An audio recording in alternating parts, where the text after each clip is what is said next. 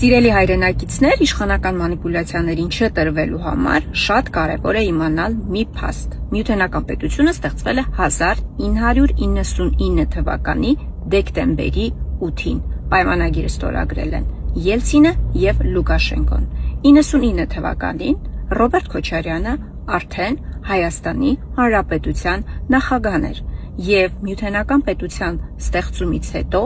եւս 8 տարի շարունակել է լինել Հայաստանի Հանրապետության նախագահ եւ այդ տարիների ընթացքում որևէ անգամ, որևէ ձևաչափով, որևէ պայմաններով, որևէ միջավայրում նրան չի առաջարկվել, որ Հայաստանը դառնա Միութենական պետության անդամ։ Շատ կարևոր է արձանագրել, որ նման առաջարկություն Հայաստանի Հանրապետությանը չի եղել։ Հիմա ինչպես են փորձում մոլորեցնել Հայաստանի Հանրապետության քաղաքացիներին, իշխանությունները, իշխանության ներկայացուցիչները եւ նրանց քարոզիչները, որ այ տեսեք, Ռոբերտ Քոչարյանը գալու է եւ Միութենական պետությունը մտցնելու Հայաստանի Հանրապետությունը։ Եթե նման ցանկություն լիներ,